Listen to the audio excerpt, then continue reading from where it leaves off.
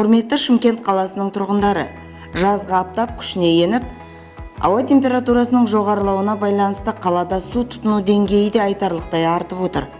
Ауыз суды бау-бақша мен жасыл желекті суғару, бассейндерді толтыру және су ресурстарының әжептәуір шығынын қажет ететін басқа да тұрмыстық қажеттіліктер үшін қолданылуы заңды.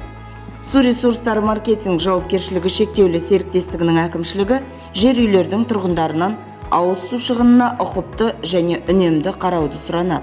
Мысалы, бақшаңызды жасыл желекті түнгі 23:00-ден кейін суғаруға кеңес береді.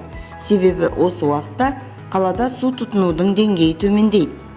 Сумен жабдықтау желілерінде проблема туындаса, су қысымы төмендесе, желілерден су кетіп жатса немесе су екпіні нашарлап қалса, су ресурстары маркетинг жауапкершілігі шектеулі серіктестігінің орталық диспетчерлік қызметіне хабарлауды сұранамыз. Телефондарын жазып алыңыздар: 8 72 52 32 12 74 немесе WhatsApp-қа хабарласуға болады: 8 708 110 21 21 номері арқылы. Сондай-ақ мәселеңізді кәсіпорынның әлеуметтік желілердегі аккаунттарына да жаза аласыз.